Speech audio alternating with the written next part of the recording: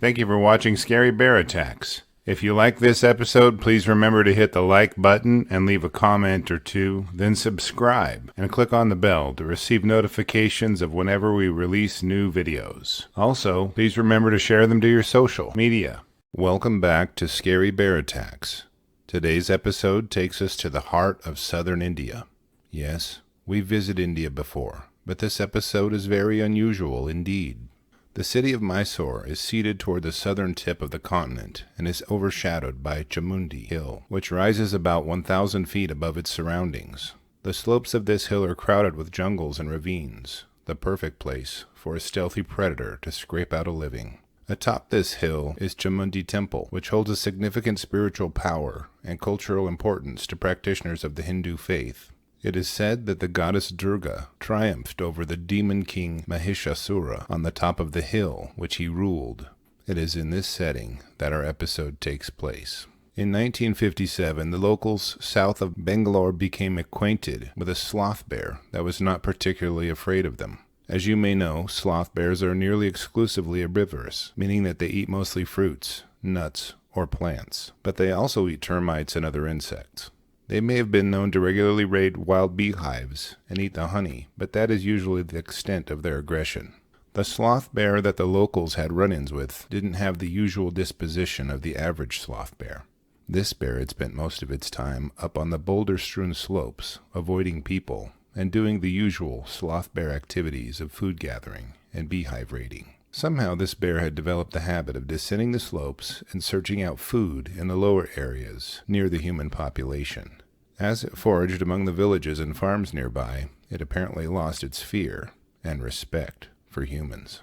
The first reported attack happened near the city of Bangalore in the Nagvara Hills. Wherever the bear found humans, it would become extremely aggressive. In some instances, the bear would see people at far-off distances and run them down to attack them. This fact removed the notion that the bear was attacking people who happened upon it and surprised it, forcing a defensive attack. Most of the 24 survivors of the bear attacks would come away missing parts of their face. The bear would use its large canines to grip the structure of the face and skull of its victims, then use its long claws, fashioned for breaking into hard termite mounds, to rip the victims' noses from their face, or sometimes it would tear their cheeks or eyes from their place. For their size, the canine teeth of a sloth bear are larger than any other species and would inflict as much damage on victims as its claws, if not more. Every survivor of an attack by this bear was subject to a life of pain and deformation after a confrontation. This bear also killed 12 people, on top of the previously mentioned maulings. The bear partially consumed at least 3 of its victims, and some of the people it killed had their faces completely removed from their skulls during the attack. Many of them went unreported until far too late to locate the specific bear that was responsible, until the bear killed a young man connected to a professional hunter. The swath of death and destruction was first brought to the attention of professional hunter Kenneth Anderson, who was a British citizen frequenting the productive hunting grounds of India. A Muslim friend of Anderson's by the name of Alam Books had written a postcard to Anderson requesting his help in ridding the area of the predatory and deadly bear after it had killed his son. The young man was only 22 years old and had accidentally run into the bear as he was walking along a road around 9 p.m. Unbeknownst to the young man, the road to the shrine he was walking was lined with fig trees planted by the shrine attendees, and they were shedding their fruit. They had also planted a field of peanuts near the trees, which the bear loved to forage amongst. The sloth bear displayed its growing aggression on the young man by mauling him to death, prompting the postcard from Books. Anderson considered hunting the sloth bear to be much easier than other animals he'd successfully stalked and killed, such as leopards and tigers. He'd already built a renowned reputation as a prolific hunter of man-eaters of various species, and considered this hunt to be a mundane effort. Given these details, Anderson didn't prepare for an extended hunt, and only gathered his .405 Winchester hunting rifle and a flashlight, plus an extra change of clothes. The first time he set out to find the bear, he gathered input from the locals in the area. They gladly provided the areas in which the sloth bear had been seen foraging for peanuts and figs. Anderson used this information and established night patrols to try to intercept the bear while it was traveling to its frequented food sources. This bear was apparently going to take more work for Anderson, as the patrols produced nothing, no leads, and certainly no dead bear. The locals next directed him to a cave in the area they believed to be the bear's den. The party eagerly arrived at the cave and discussed how they may be able to rouse the bruin without risking an attack themselves. They decided to hurl rocks into the cave and see if they could elicit a response from the bear. As they threw the stones, they would listen for any sign of movement or growling or any other reaction. This effort was fruitless as well, and they went back to the drawing board. His efforts stymied, Anderson headed back to Bangalore and requested that the villagers notify him immediately if the bear attacked anyone else. For several weeks all was quiet and well. The villagers reported no problems from the bear, and no humans were attacked or killed. Near the village of Sakrapatna, 2 loggers were out harvesting timber for sale. They had ventured into the woods to find good timber when the bear ambushed them while they worked. One of the loggers was killed before his friend could save him, and the other was severely mauled by the bear before it departed the scene of the attack. Guards from the regional forest office immediately sent notification to Anderson that the bear had struck again. He requested the coordinates of the bear's latest attack, which took an additional 10 days in response. The bear used this time span to attack a 3rd forest guard while he was out on patrol. After receiving the requested information as well as the update on the latest attack, Anderson immediately headed out to the Mysore area. He set up camp at a small dwelling owned by the forest department. At around 4:30 p.m. that afternoon, a local villager came running up, out of breath, to report that his own brother had been attacked by the bear near a place the locals thought he lived. His brother was tending his grazing cattle near the bear's lair on a hill about 3 miles from the village. Anderson rounded up his hunting team and some local guides and immediately embarked on the 6-mile hike into the location. As the party approached the target area, many of the local guides declined to go any further out of fear of a confrontation with the bear. Incredibly, Anderson elected to pursue the bear by himself and left the rest of his hunting party where they stood. After forcing his way through thick brush, Anderson could hear a faint moan. As he followed the sound, it led him to the wounded man laying in a pool of his own blood, leaning up against a tree. The man was suffering from the typical severe head wounds sloth bears in general, and this bear specifically, was known to inflict on its victims. The man couldn't walk and was fading in and out of consciousness, so Anderson decided to try to carry him out to seek medical attention. As he was carrying the wounded man, Anderson sprained his ankle severely and could not continue, rendering both him and his wounded acquaintance incapacitated, at least in part. As Anderson administered first aid to the wounded man and himself, a small party of the forest guard stumbled upon them and evacuated them to the hospital at Chikmagalur. Unfortunately for the wounded man, he would succumb to his wounds by 5 a.m. before life-saving efforts could begin.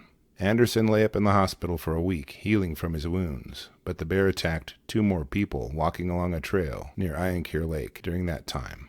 After his ankle was healed, Anderson headed back to Sakrapatna, where locals reported to have seen the bear foraging in fields surrounded by boram trees, several hundred yards from the village. Anderson decided to change his approach to hunting the bear. All of his efforts to catch it in its normal habits simply led to it appearing several miles away and wreaking havoc there, before disappearing again.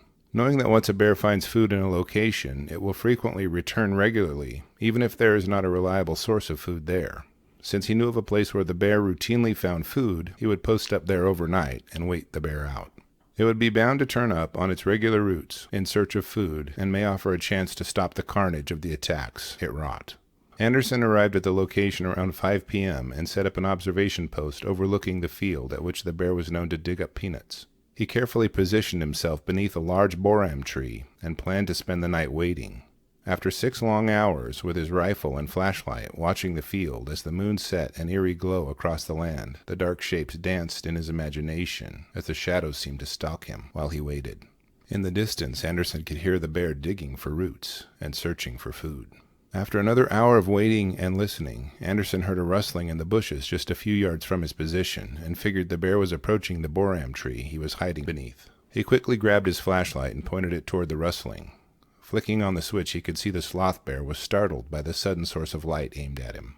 It stood up on its hind legs for a better view and to engage any threats it perceived. As it stood, it offered Anderson an excellent shot, and he placed a bullet right through the man-killer's heart, dropping it quickly to the earth. As word of the death of the violent sloth bear made its rounds to villages in the area, a mythos sprang up around the bear's behavior. Some postulated that the bear was a female robbed of her cubs by men hell-bent on retribution on the species responsible for her pain. Others offered that it was a male bear who had fallen in love with a woman and kidnapped her from a village. When hunters found her and returned her safely to her home, the bear went on a rampage out of lovesickness. Anderson proposed a more common-sense theory that perhaps the bear had been injured in a way that forced a change to its eating habits. Other observers have a more spiritual take on the bear, that perhaps the goddess Durga periodically has to return to the top of the hill and slay the demon king Mahishasura all over again once in a while. Thank you for watching Scary Bear Attacks. If you like this episode, please consider liking and subscribing to our channel. Clicking the bell icon lets you know when we release new episodes, and sharing to your social media platform shares the fun. As a valued member of our human network, please be careful out there, especially in bear country. Welcome back to Scary Bear Attacks. Today's episode takes us to the Wales Indian Reservation, and specifically the Kingikmuk School, located in Wales, Alaska. This town sits on the westernmost tip of the Seward Peninsula, which juts into the Bering Sea. The population here is mostly Inupiaq natives, and is host to around 170 people. The town is surrounded by wilderness and nature preserves. To the north and the east lay the Bering Land Bridge Nature Preserve, and the vast expanses of tundra and taiga that pose there. The largest trees in this area are cottonwood trees, but they are few in number. The vast majority of trees here are mostly balsamwood poplar. Interspersed among the tall cotton grass, you'll find stands of willow and alder. Among the wild blueberry bushes, you'll find beautiful Arctic daisies, alpine forget-me-nots, and fireweed. The common animals of the area include caribou, moose, grizzly bears, and muskox. But seasonally, polar bears are known to hunt along the coast. The last few weeks have been a challenging season for the family of Summer Myomic. They'd been forced to leave their home while the electric system was repaired. They'd taken up shelter in the Kingikmuk School, which frequently doubled as a shelter for locals in the center of community gatherings. It was the largest and newest building in town, so it makes sense that the families of the community would utilize it to its full potential. To outsiders, this small native outpost may seem like the end of the road, but the fact is, just past the school building, the Kingikmuk Road does end suddenly. On January 17, 2023, at about 2:30 p.m., 24-year-old Summer Myomic and her 1-year-old son Clyde Angtawazruk were visiting their family in the Kingikmuk School on the only street in Wales. There was a severe storm warning, and as the mother and her son were visiting their family, the storm had grown into a whiteout. With gale-force winds driving blinding sheets of snow, visibility was limited to just a few feet. Being familiar with the town was all Summer needed to find her way across a street and about 150 yards to the Wales Health Clinic for a checkup with her son. Summer's love interest and Clyde's father lived in a town a short distance away called St. Michael's. Summer spent her time visiting her family in Wales and then visiting Clyde's father in St. Michael's. Summer was well known and loved by both communities as a sweet and responsible young woman. As Summer and Clyde bid farewell to acquaintances at the school grounds, they planned to navigate the short distance toward the clinic, but a dangerous predator was well cloaked by the blizzard. Only a few yards from the school, an apparition appeared. Oh, if it were only an apparition. A polar bear had stealthily stalked into the town along the seashore and had gone unnoticed by town residents, most of which were holed up riding out the storm. Now, in 2014, Wales had disbanded their polar bear patrol due to lack of funding. Polar bears were not a common sight in the area, and few incidents had been noted over the recent years, so the urgency had subsided for the patrols. But the presence of this bear would make the community of Wales woefully reconsider eliminating them. The polar bear began chasing people just outside of the school, but quickly focused on Summer and Clyde, knocking them to the ground just beyond the school entrance. Many occupants of the school and onlookers yelled and peered through the windows, while those outside dashed toward the building for escape. The bear was quickly on top of the woman and her child, biting and slashing in an attempt to subdue them. Horrified onlookers turned into mobilized resistance as several people armed themselves with shovels and ran outside. They screamed and pounded their shovels on the ground, some even hitting the bear, attempting to frighten the bear off and put an end to the attack. This worked, albeit momentarily, as the bear pursued them into the school building. As the last person entered the door, school administrator Don Hendrickson pulled the door closed just a few meager feet from the bear's nose. The bear then tried to force its way into the school briefly before returning to Summer and Clyde. The faculty of the school immediately drew the shades on the windows to prevent the students from further witnessing the terrible mauling. They ordered a lockdown and sequestered the students inside while notifying authorities. As the polar bear mauled Summer and Clyde, the entire school was held hostage to the graphic violence that Mother Nature considers mundane and part of the processes that govern nature. Alaska State Troopers were notified of the dangerous situation just beyond the school doors, but there isn't really a consistent police force present in Wales. The troopers rounded up a U.S. Fish and Wildlife contingent to travel with them, but the whiteout forced them to turn around and return. School officials called the chief school administrator for the Bering Strait School District, who immediately sent out requests for help, first to authorities, then to local community members. A brave citizen hurried to the attack scene and shot the polar bear as it mauled Summer and Clyde, bringing the attack to an end. Summer and Clyde were obviously dead from the attack, and their bodies were recovered the next day, when state troopers could safely land their planes again. The families of the victims were notified, and mourners began expressing their sadness and grief. Summer and Clyde's remains were taken to the Alaska State Medical Examiner's office for autopsies. The remains of the polar bear were taken by the U.S. Fish and Game biologist for examination, and that report hasn't been released yet. Kingmyuk School was closed the next day, while school and community counselors, as well as a team from Nome's Norton Sound Health Corporation, served to ease the community's grief and sadness. In a prior episode, we discussed the polar bear mauling of Daryl Canuck, who was hunting with friends in 2018. Prior to that attack, the last polar bear fatality occurred 30 years before this, so it's easy to say the community was not expecting anything like this. In 1990, after a fatal polar bear attack on a man just north of Wales, the Wildlife Society undertook an analysis of the frequency of polar bear attacks in the area. They determined that between 1870 and 2014, there were only 73 documented fatalities. This list included attacks from Norway, Russia, Canada, Greenland, and the U.S. That's an average of only one fatal polar bear attack every 2 years. The study also pointed out that most of these attacks were due to nutritional stress, otherwise known as starvation.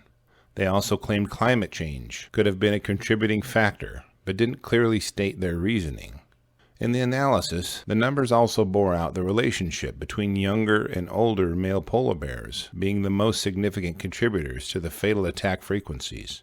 This makes sense in that younger males of any species tend to demonstrate the most risk-taking behaviors, and older males will be emboldened by hunger to pursue prey they would not normally pursue. Add in the factors that humans are the only other apex predator competing with polar bears for seals, walrus, and whales, and most likely to leave their scent on the remains of the animals they harvest, and you can see why polar bears might begin associating food with people indirectly. Given that polar bears can live to around 20 years old, it's fairly logical that they would discover gut piles or discarded carcass parts left there by humans after their harvest. After analyzing the still emerging facts surrounding this case, I'm left with a few questions. What, if anything, do you think Summer and her son could have done to prevent this tragic attack? Why didn't the community have a more organized police department? What role should the reservation or governmental authorities take to ensure a situation like this doesn't happen again? I look forward to reading your comments, so make sure to post a few below so we can talk about it. Welcome back to Scary Bear Attacks. Today's episode takes us back to familiar territory. If you remember our episode on the Senkabetsu bear attack, you may remember the Japanese island of Hokkaido. That episode was centered on a remote village that involved one of the worst bear attacks in world history.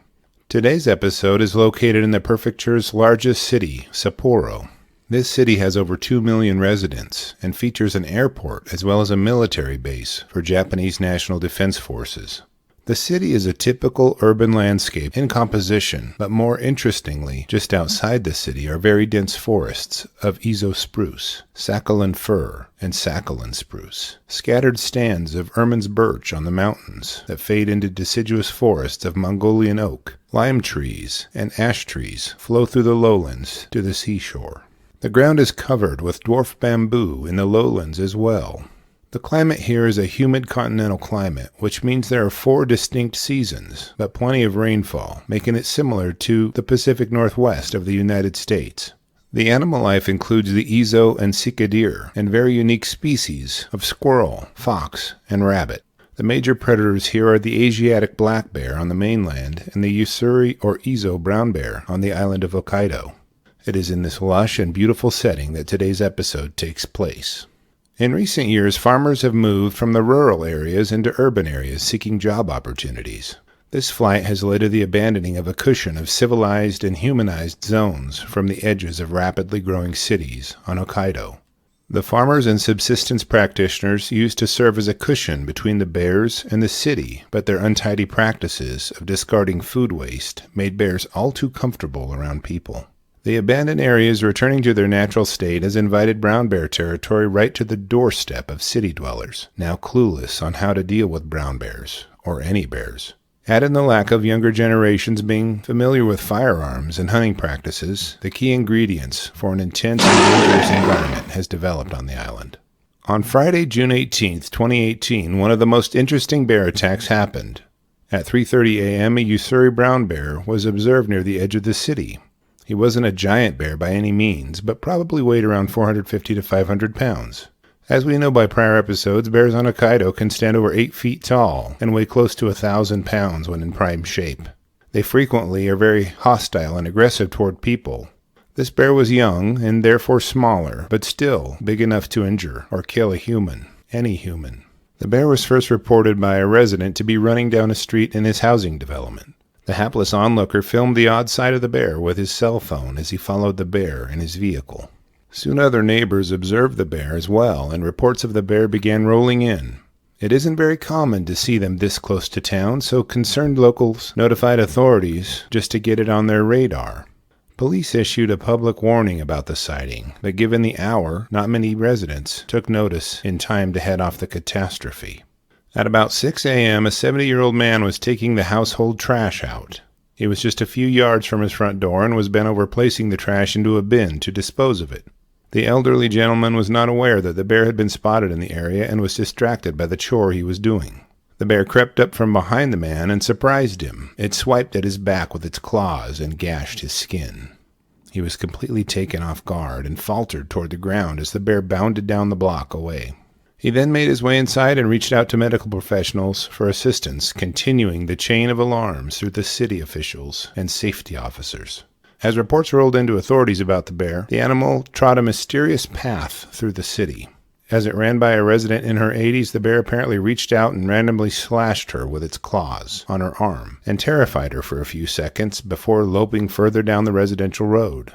Fortunately, her physical wounds were superficial, but the damage, the terror inflicted by the attack, is likely to go on for the rest of her life. Somewhere between the prior attack and the next, the bear ran upon a man in his 40s who was walking down the street. The bear bit into the man's arms and legs in numerous places. It used its claws and teeth to tear at the man's chest and back as he fought for his life. By the time the bear was finished with this attack, the man suffered numerous claw and bite wounds across nearly his entire body and suffered severe injuries, including a fractured sternum. As the wounded man lay incapacitated on the ground, the bear departed the scene and ran further into the city.